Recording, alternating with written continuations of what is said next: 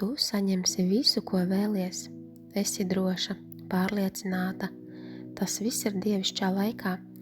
Lai arī kas notika pagātnē, lai arī kādā situācijā esi šobrīd, tev vajag zināt, ka uz tavām svētībām virsū ir tavs vārds. Un neviens cilvēks nevar bloķēt šīs svētības.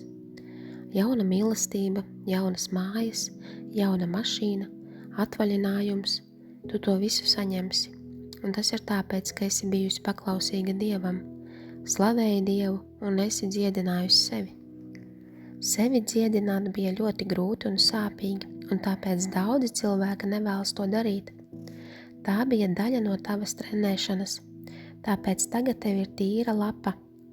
To izdarīja sevis dziedināšana, tā deva tev pilnīgi jaunu lapu, kā jaundzimušam. Bet tu neesi jaundzimusi, jo tev tagad ir pieredze, zināšanas, lai palīdzētu iet uz priekšu.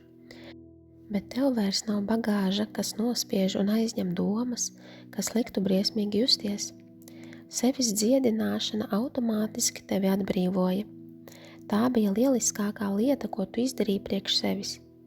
Labākā dāvana, ko iedevi sev, jo tas radīja vietu šīm svētībām. Visas sāpes, nodevība, traumas, tās bloķēja svētības. Pat ja bija kādam svētības, kas ienāca, tu tās ātri zaudēji, bet tagad ir savādāk. Tev ir tīra lapa, tu vairs nedomā par pagātnes sāpēm, tās tevi neietekmē. Cilvēki, kas tevi sāpināja, vairs neizsauc nepatīkamas sajūtas, un tagad tev ir mentāla brīvība radīt. Kur tu esi iepriekš iztērēja lieku enerģiju, izdzīvojot pagātni, izveidoji pagātni tagadnē. Tagad tu radi labāku dzīvi, tāpēc tu saņemsi visu, ko vēlies.